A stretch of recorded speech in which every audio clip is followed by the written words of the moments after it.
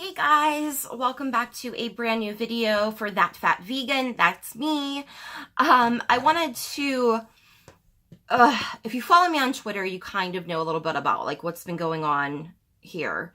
And I just kind of needed to do this. Like I go to therapy, but being able to talk to you guys and have like that support outside of that and have people, have relatable stories to like what's going on really helps a lot along with like the therapy. So my last video, that my brother moved in and the kids are here like 3 times a week. Every other week, it's like 4 days a week. And that's been a lot. And let me tell you something.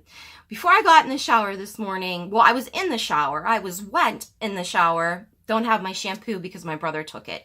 Get out of the shower. Don't have my hair dryer because my brother took it. I don't have my hair straightener because my brother took it. And my hair dryer actually broke while I was trying to dry my hair.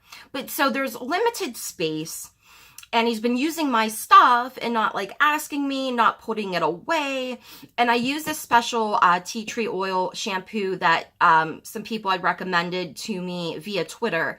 And it has helped my scalp so much. I have psoriasis. I have a dry, itchy scalp. And it's not super cheap. It's not super expensive, but I shouldn't have to buy new ones because he used it all. You know what I mean? So all these other little irritations, like when the kids are here, it's impossible to film. When they're here, it's impossible to do anything. They always want to be around me. There's no boundaries. There's no like, just because you're here doesn't mean that Aunt Jamie can hang out with you all the time, But I have been, because then I feel guilty, then I feel bad. So, the other day, my brother was contemplating going to the emergency room because he was feeling suicidal.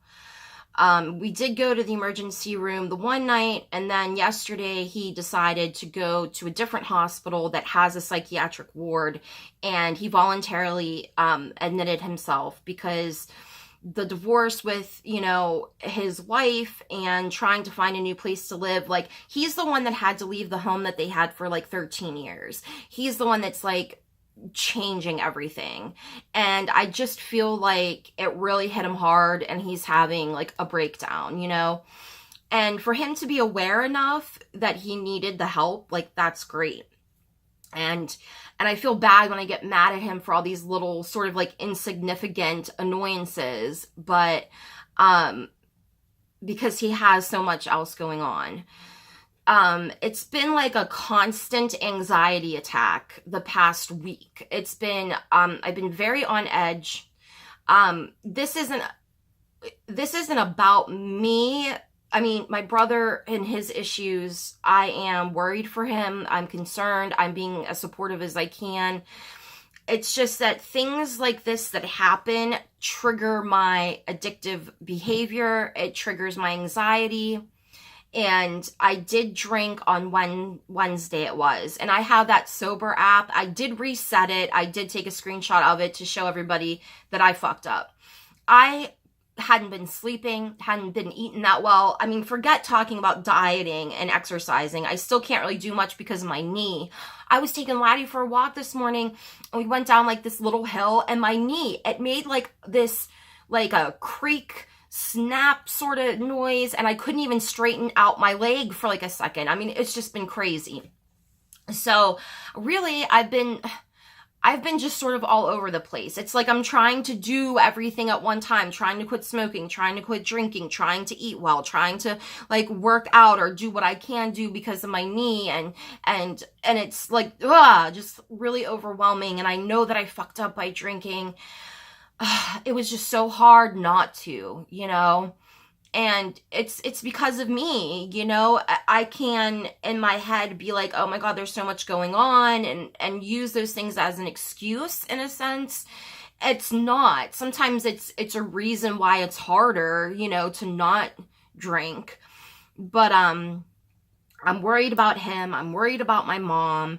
And the thing is that when he was admitted and got into his room yesterday, she wanted me to go with her to go see him. Now, I unexpectedly had the day off because the lady I take care of, her daughter was off from work. So I didn't have to go in. I just got settled. I took one of my Klonopin that I am prescribed to take. Finally took one and just wanted to hang out and watch some Portlandia. And I didn't want to go. And she was making me feel bad. Like, well, I don't know how to get there. I'm going to get lost. Oh, I'm so nervous and all this stuff. But I didn't want to go. It was the only time that I said no. And it wasn't that I didn't want to see him. It's just that I'd taken the Klonopin. I was finally like chill enough to just maybe get some sleep. Maybe, you know, just function like normally for a little bit, watch a little Portlandia, watch a little Spinal Tap, laugh a little, because I'm always with him, with the kids. Everything's just like total chaos. I'm not filming as much as I want to for my other channel or this one. And I just wanted to relax. I knew that he was in good hands. I didn't want to go. And, you know, the gaslighting of it all, as my friend Matt said, is ridiculous because it is a constant manipulation of me to feel obligated, to feel guilty. And the one thing, I mean, they want me to take them to school. They want me to do, we have Beanie Boo puppet shows. I mean, I wake up with them. I mean, anything that you could think of and beyond, I'm doing, you know, and as much as I can. And I was hitting my own breaking point. And I just, you know, the one time I say no, I'm some piece of shit, you know. And then the whole time I know she's driving out there and she's probably nervous, doesn't know where she's going. I'm like, what if she gets into an accident? Then it's going to be my fault. You know what I mean? It's just the constant pressure of just everything.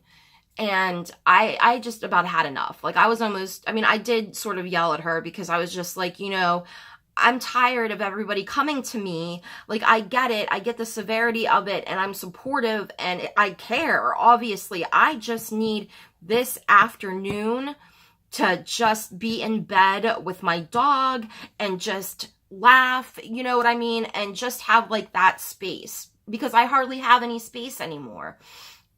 And, you know, she was making these comments and everything, and it's just ridiculous, you know? And I felt like I wanted to drink because of that. And then I was like, fuck that. I am not going to let that ruin it. I know that I just drank the other day, but I'm not going to go back to that. I'm going to try it. It is an everyday, like, struggle to try to stay sane. So instead of drinking, you know, I had taken my Klonopin because that's what triggers me wanting to drink is anxiety, you know? And so I took that and I was just relaxing and I felt so good just to have like an hour nap and just be by myself and just laugh at Portlandia. I mean, like, cause I missed the last season, so I'm watching it on Netflix, and Chris Novoselic and Henry Rollins, oh my God, in the first episode, Riot Spray. Anyway, I love that show, but it was nice to just have like that little bit of time to myself. Now, if you're somebody that I was DMing with via Twitter or like texting and stuff, like I did read messages and texts, just I didn't really get back to a lot of people yesterday. Like I ended up turning off my notifications like for a while because it wasn't because of you guys or that I didn't care, because I love how you guys just totally support the shit out of me and have been there for me and all the well wishes and the relatable stories and everything like that. I just wanted to be out of everything, you know, a nice isolation, not a bad one where I isolate myself and I drink and I'm just sad and things like that. But it was just like a nice, like, I just need a couple of hours to like be myself, you know? And so, like I said, I haven't really been doing, you know, keeping track of much as far as diet goes. I'm still pretty much on the whole starch, like low fat oatmeal. I do have to say, if you are ever in Target, there is this brand, I want to say it's Bazano or I don't know, something with a B, but it's a red box. They have a penne and a linguine that's to die for. That is chickpea. It's made from chickpea flour. There's a ton of protein, ton of fiber. And you know when you have like pasta belly, like I'm Italian, so there's no way I'm giving up pasta. But when you have like pasta belly and you're like tired and you've had all the pasta and bread and stuff, this makes you feel actually like energized. Like it's real, and it does not taste like chickpeas. It is a smooth texture. Oh, it's absolutely delicious. So I highly recommend that. I also wanted to say that in my video on Thrive Market, fuck Thrive Market. So when I got the app, it was because I Googled vegan creamy Italian dressing to see if they had one. That was a place that had it. It said, you know, sign up, and you put in your address and everything, and then you get your orders. Nowhere did it say, like, in that thing, you're going to be charged $60 a year. I didn't see it anywhere.